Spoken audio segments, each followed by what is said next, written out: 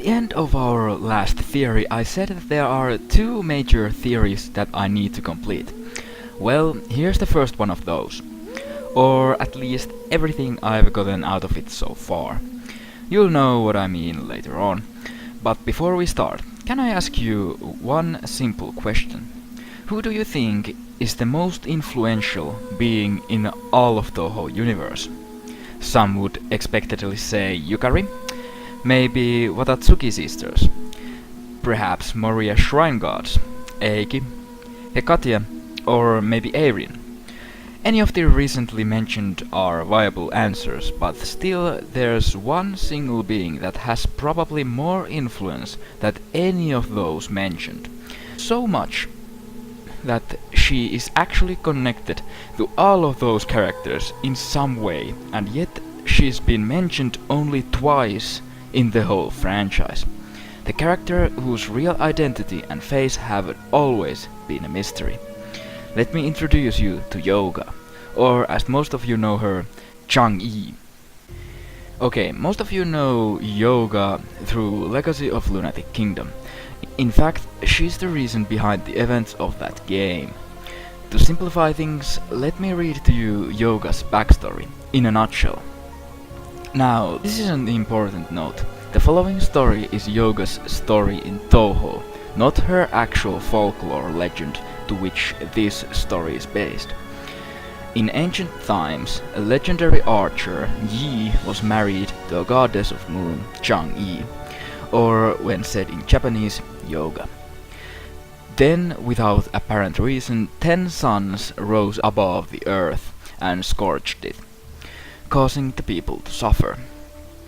Yi shot down 9 of these suns, leaving only one, and killed a son of a certain divine spirit while doing so.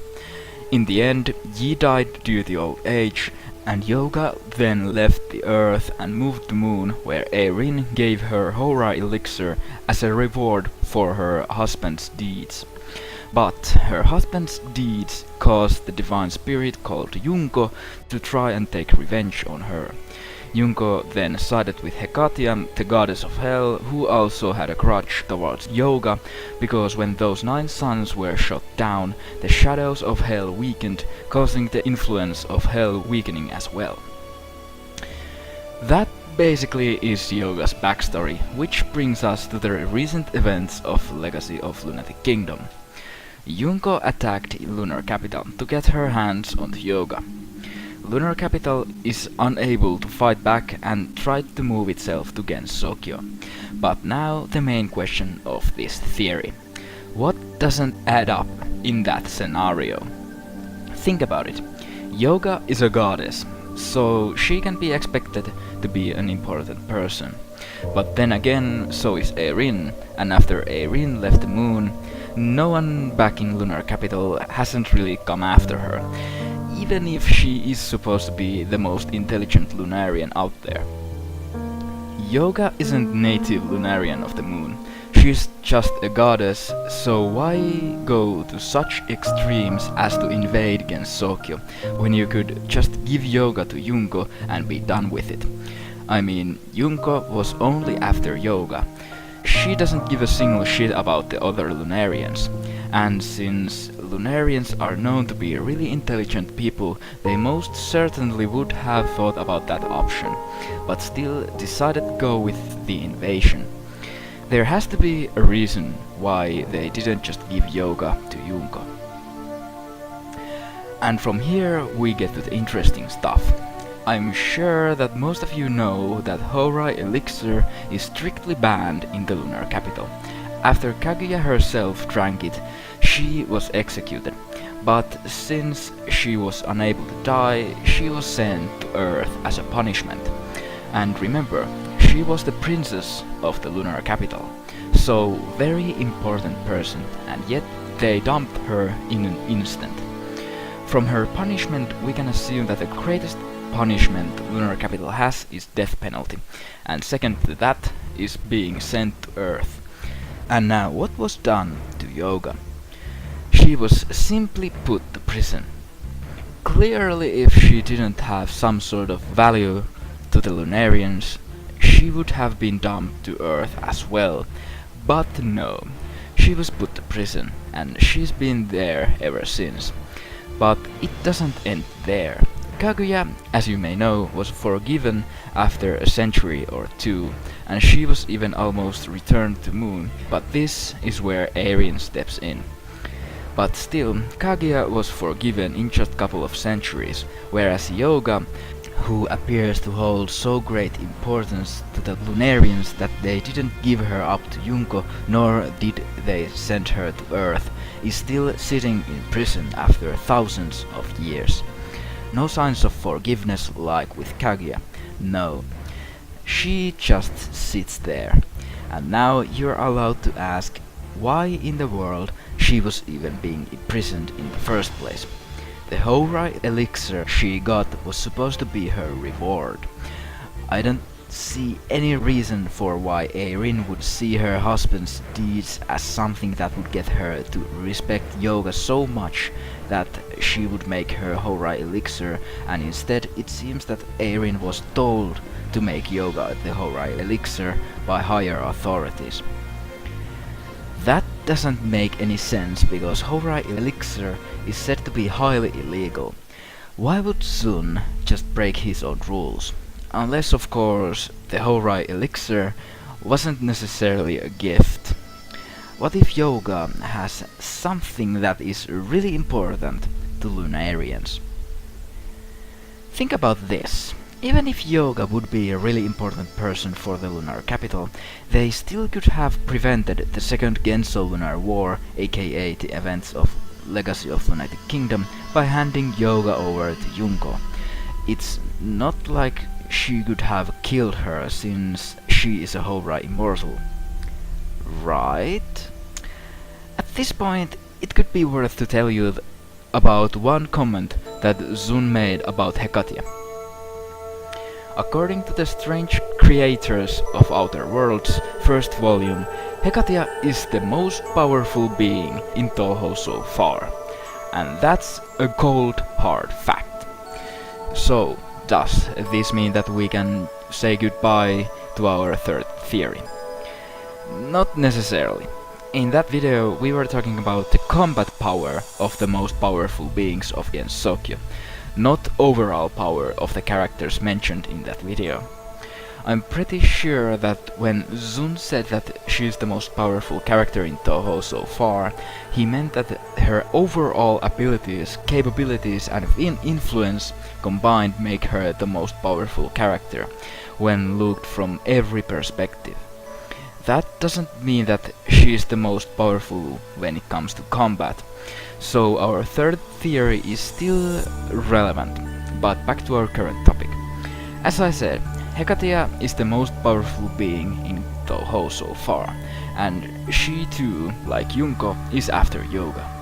But if they are so powerful and intelligent, shouldn't they know that their efforts are useless, that Yoga is unable to die? Yes, most certainly, but what if, just what if Hekatia would have the knowledge and or power to kill Hourai immortal? I don't see any other reason for her still being after Yoga when she is a Hourai immortal. Could it actually be that Hekatia and Junko have the means to kill Yoga, and Lunar Capital cannot afford to hand her over because of that? And at this point, that is a very likely scenario. But then again, what would Yoga have that is so important to Lunarians that they would go so far to protect her by turning her into Hourai immortal and to invade Gensokyo to avoid losing her to Junko and Hekatia? I'm sure you all thought that this would be the part where I would give the answer for that question, but it still gets better. Now let's turn our gazes away from Junko and Hekatia for a moment, and let's look into those Genso Lunar Wars. As you may know, there has been two of those. First one being about 1000 years ago when Yukari invaded the Lunar Capital, and the second one in 2015 during the events of LOLK, where Lunar Capital invaded Gensokyo. Now, we learn more about this first Genso Lunar War back in Silent Scenery Blue, which revolves around Yukari and her relationship with the Lunar Capital. That's also the first time when yoga is mentioned. The second time she is mentioned is in LOLK, which yet again revolves around war between Lunar Capital and Gensokyo. I'm sensing a pattern here. There is never a conflict between Gensokyo and Lunar Capital where yoga wouldn't be involved somehow. But now some of you may ask that wasn't teaching Yukai not to start conquests and wars Yukari's original reason to attack Moon? Yes, it was. Her other reason. It has always been hinted that there was other reason as well why she attacked Lunar Capital, but that reason is never told. This is also said to be the reason why Yukari and the Lunarians are so great enemies. But what if I proposed that 1,000 years ago Yukari was after the same thing Junko was in 2050?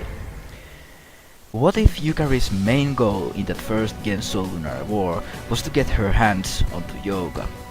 At first this seems far-fetched, but one single detail from LOLK caught my attention. If Yukari and Lunarians are enemies to their hearts, why didn't Yukari side with Junko? I mean, together they could have wiped out Lunarians without breaking sweat. But what if Yukari is also after yoga, and knowing that Junko wants to get revenge on her and that she and Hekatia might have the means to kill her, siding with them would be foolish. So the most unexpected happens and Yukari leaves her completely out from the events, which ends with Reimu and the others saving Lunar Capital. Yukari could never side with Lunarians, but if she truly is after yoga, helping Junko is out of question too.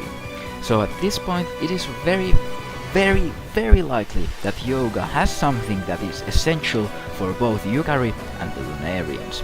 Something so valuable to get those two fight each other but also call truce when that something is endangered. But how are the gods of Moria Shrine connected to all of this? Well, I always thought that Sanai appearing in that game was kinda weird, but after I remember that there's a third god being sealed into the Moria Shrine by the Lunarians, it clicked together.